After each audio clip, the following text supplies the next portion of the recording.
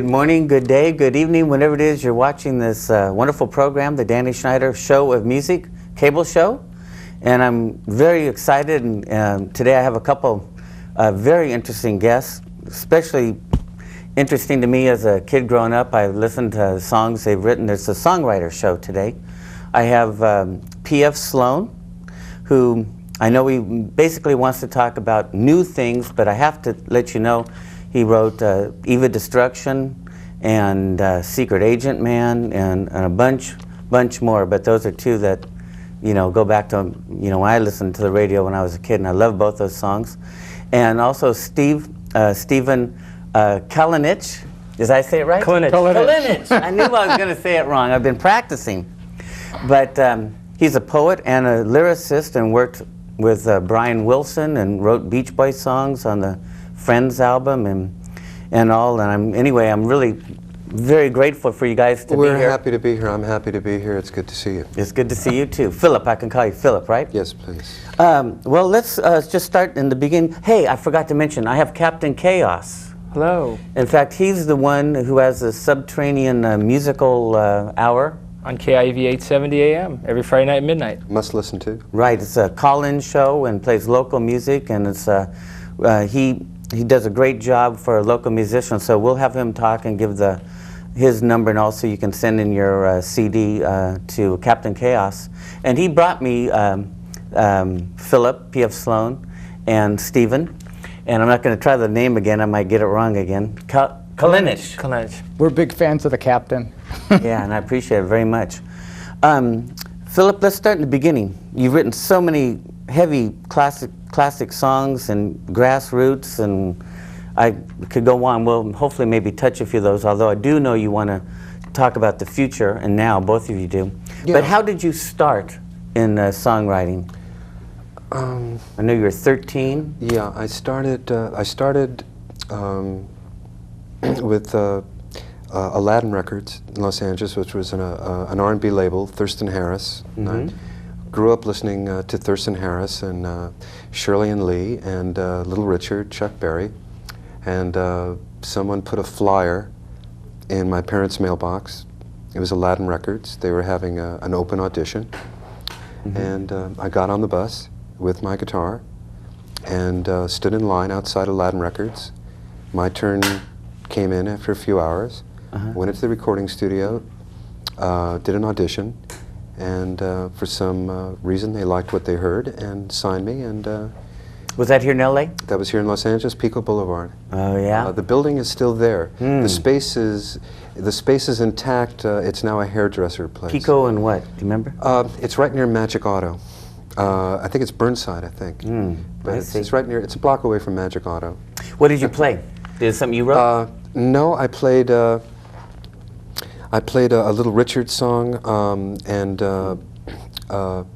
I forget the writer's name, forgive me, but I Don't Care If the Sun Don't Shine, a Southern song recorded by Elvis around 57. And they asked me if I wrote songs. And at that time, did you? No, I hadn't really. You just started then? Just started then, yeah. Went in and recorded a couple of songs at RCA Victor with Bumps Blackwell, who is Little Richard's producer. Wow. And that was quite an experience. Yeah, it is. It was an amazing experience. I bet that was. Wonderful. And you were 13, huh? 13, yes. What year was that, if you don't mind me asking? 1959. 1959. That's totally cool. When did you get your first break as far as writing a song?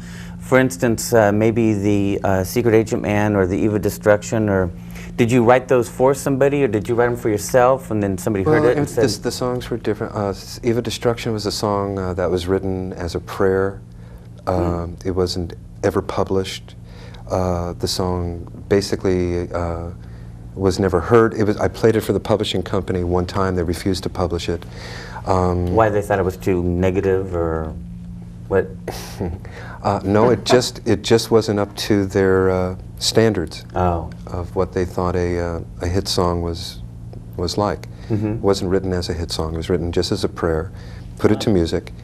And that's how that... Secret Agent was written specifically 30 seconds worth for the television show Danger Man from England. And that was recorded by Johnny Rivers.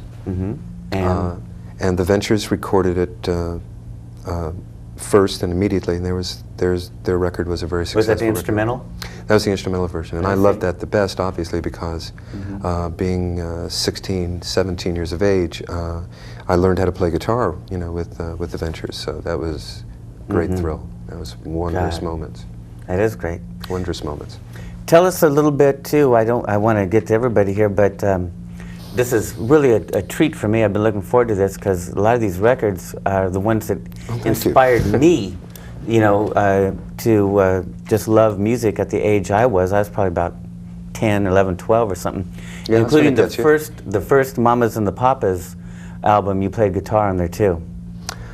Yes, it did. That was called If You Can Believe Your Eyes and If You Can Ears. Believe Your Eyes and Ears, and had in the bathtub and all that. And I listened to that record a million times. Yeah, And beautiful record.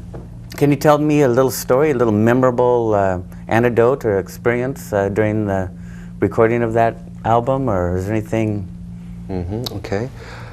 The Mamas and Papas originally came into the recording studio to back up Barry McGuire on his second album. Is this a Dunhill Records? This was the old Dunhill record label, which was run by an egomaniac at the time and literally destroyed every artist on the record label at the time. But I don't know if you read the book by Michelle Phillips or Yeah. called California Dreamer. Then you get an idea of what Uh-huh. that label was like. Okay, the Mamas and Papas had auditioned for Dunhill. They were rejected. Barry McGuire was doing his second album. They needed some money. Barry hired them as the background singers. At this time, John Phillips was playing me California Dreamin'.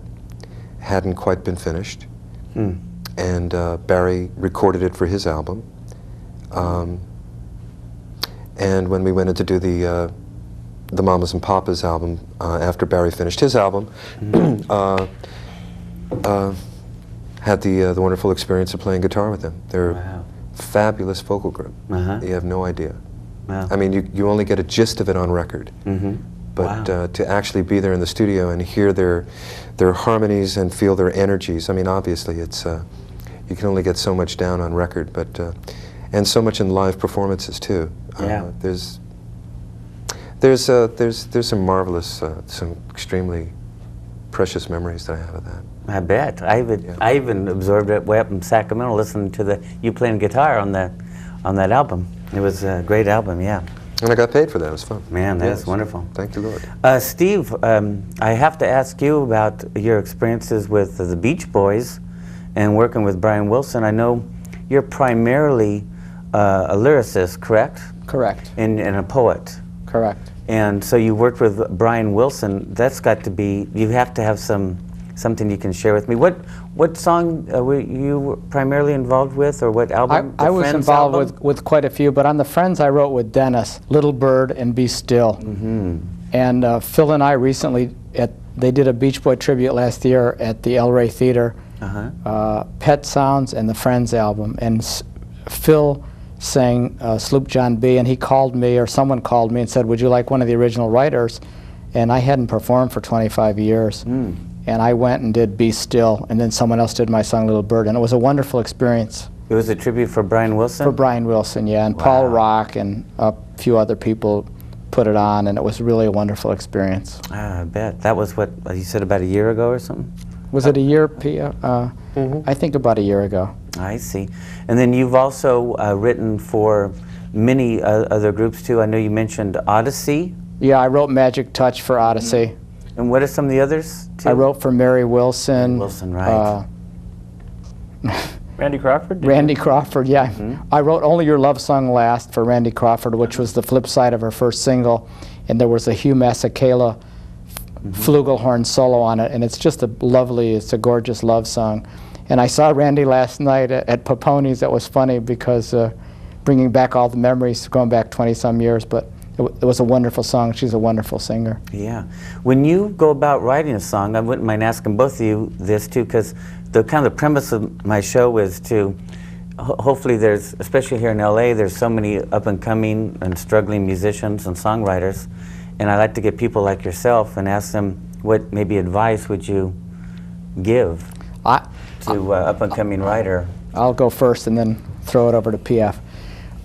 What I've always done is write what I love, what I feel in my heart. A lot of times I would write a great love song when I wasn't in love, projecting something that I wished or that I hoped for. Sometimes it may seem a little beyond reach. Through the years, as I've seen more of the realities, I don't know if I could even write some of these songs now, but I really believe them, and I still want to believe that romance and love combined with reality are real events and real things. But whatever inspires you, whatever moves you, I think that's the best way if you want to be real and still be in the business. If you're trying to copy someone or be too commercially successful or something like that, and you're solely motivated by that, to me that is not the way I would go about it. But write from your heart, from what you're feeling, and that's what I would say. I see. Philip, what would you say? Just make sure you do a good demo. That's really what matters. Is that right? Okay. Yeah, it's the demo that really matters. Put your heart and soul in whatever song it is that you're writing. Any song that comes out at the time. You don't know what song you're going to write. You have to be open. Keep your heart open. Don't worry about the success of the song. Just believe in yourself.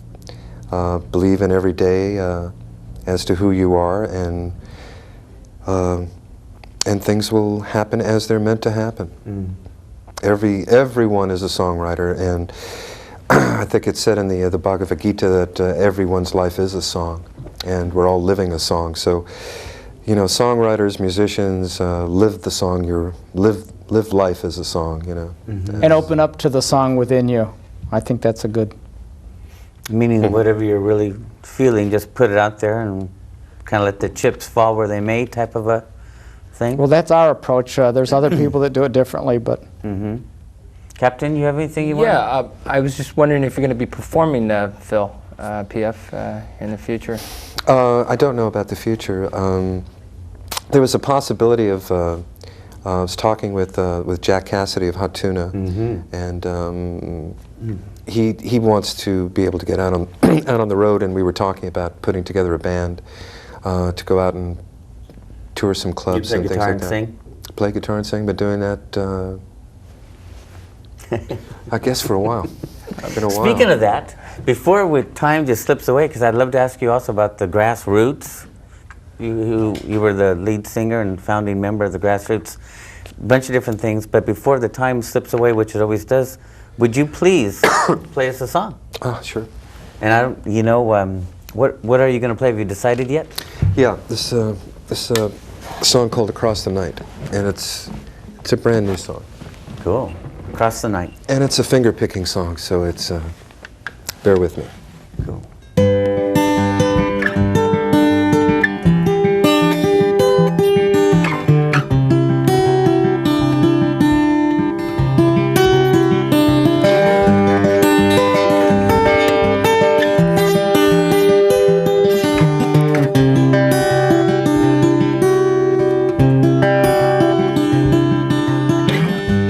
Ghost ship was sailing across the night.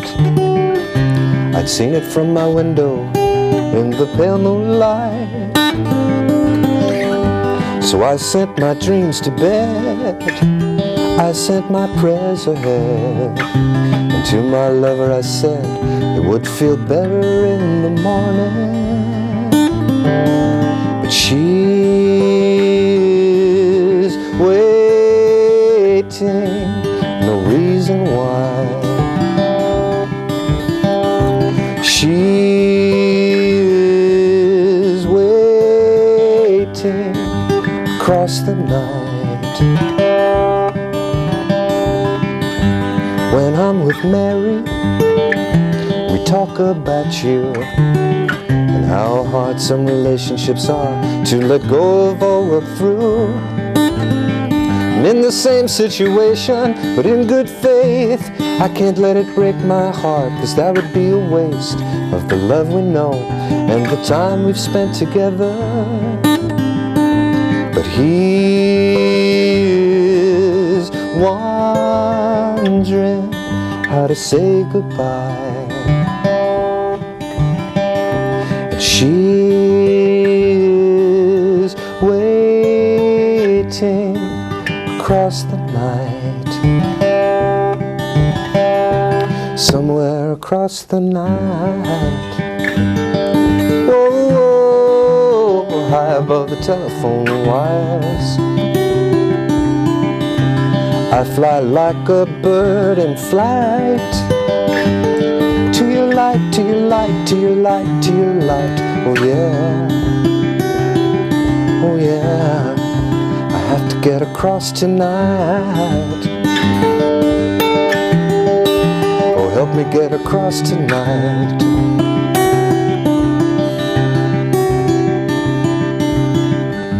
The night of the comet, Steven Spielberg presents a fuzzy Q-tip hanging in the sky, more like a picture than a real event. Song in my heart is forever you.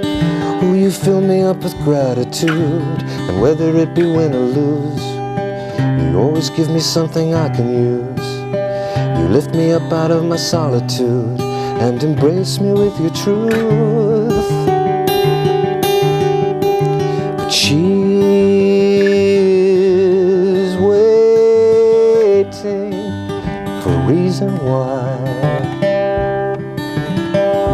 and she is waiting across the night, somewhere across the night. High above the telephone wires, I fly like a bird in flight, to your light, to your light, to your light. It's alright, oh yeah, oh yeah, I have to get across the night.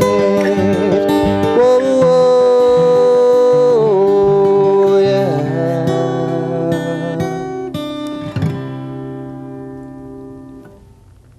Great. That was beautiful. Yeah. Beautiful. Very beautiful. You said that was a brand new song? Yes. How long did it take you to write that song? That's a whole other thing. Across the night. It's a whole other thing. There's a story to every song. Yeah. But I'm happy with the outcome of it now. Yeah, it's beautiful. Beautiful guitar and beautiful lyrics too. Thank you. Yeah. Thank you. Yeah. Pretty song. Very nice. Does it have a? Is there Mary? It's actually Marie.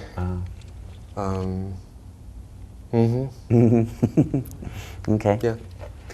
Steve, you're a poet. Yes, sir. And I'd love to hear some of your poetry too, if you'd like to. I'll tune into a little, cut me off when you want. This is, it's called A Tale of Man, and it's in 7 symphonies, but I'll do part of the first one. It's Galactic Symphonies. Never before in galactic span has been told the tale of man, defies all bound, defies all space, upsets all theories, and in their place puts wisdom of the ancient race.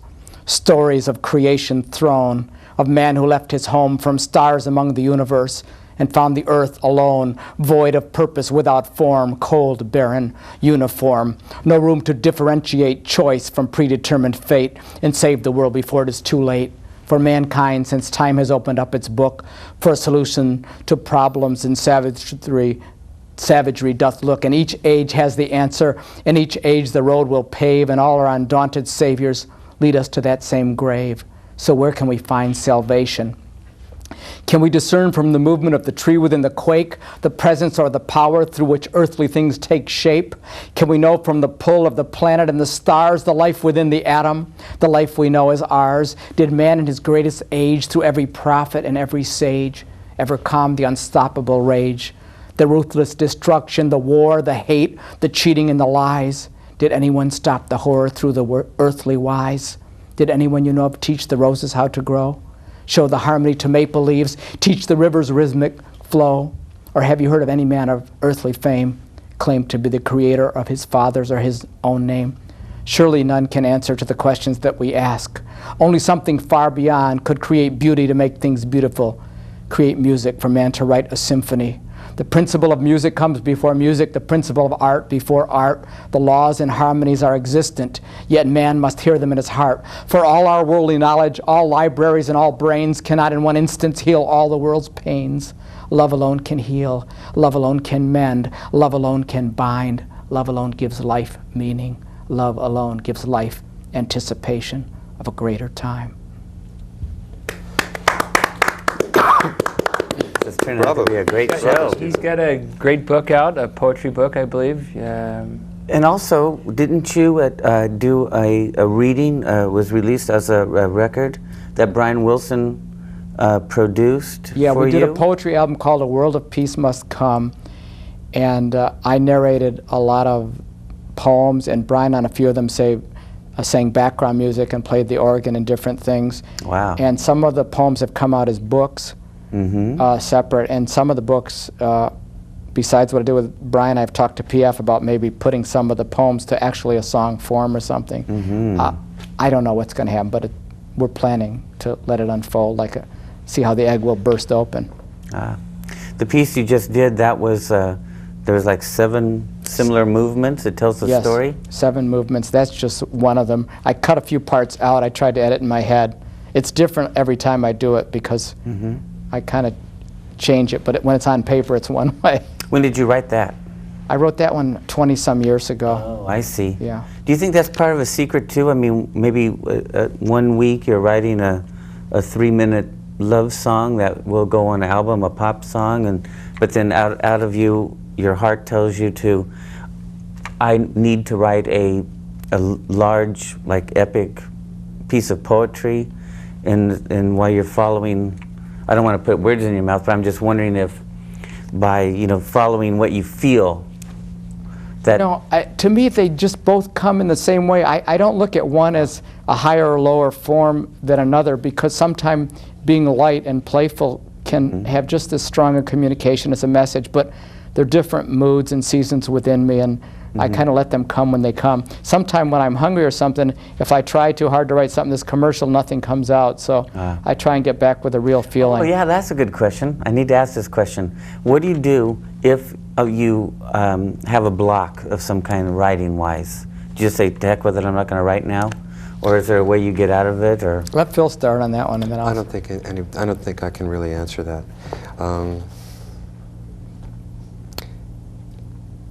I think basically there's no such thing as a block. It's an over amplified desire to express yourself in an expressive form, and perhaps that particular avenue is not to be pursued at that time.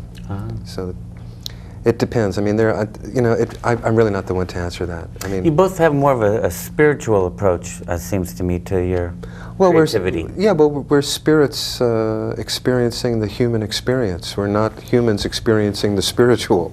It's just the opposite. It's it's having a human experience. We're spirits having a human experience. Yeah, I mean, we're what I've learned recently, I don't know what Phil thinks, but I think we have to pay attention to our spirit, our mind, and our body, because sometimes I would get so much into the spirit and the head that I would ignore physical problems. And I think it's important to be integrated as a human being, to become aware of all the elements.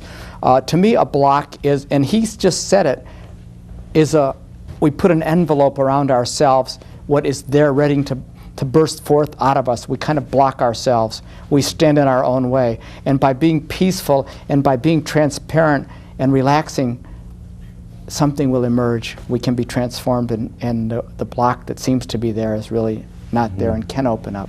The potential is there to open up. Well, I tell you, it always flies, but I really appreciate both of you very much. Steve, thank you. God bless. Thank you very beautiful, much. And it's wonderful to be here. Total pleasure, yeah, an honor. And Captain, why don't you give the audience, we have about 10 seconds, your number. Tune into our show Friday nights at midnight. You'll hear some Danny Snyder, P.F. Sloan, and some poetry by Stephen on KIV 870 AM, or if you can send your demos to 5900 San Fernando Road, Glendale, California, 91202. Send them attention Kaos.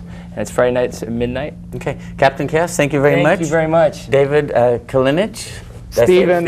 Steven. What did I get, David? I'm so You're sitting sorry. next to Kaos. That's what it is. why, you Maybe know. you got a biblical feeling. David, yeah. And P.F. Sloan, thank you very much and good night. It was fun. Thank you very much. Mr.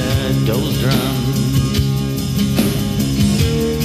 Look at the treetops, not the forest floor.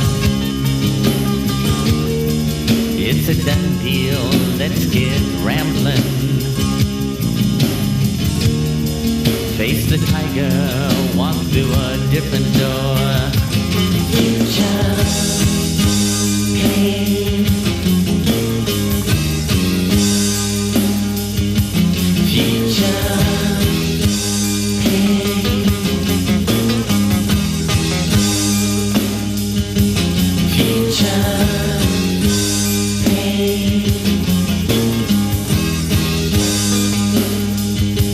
Future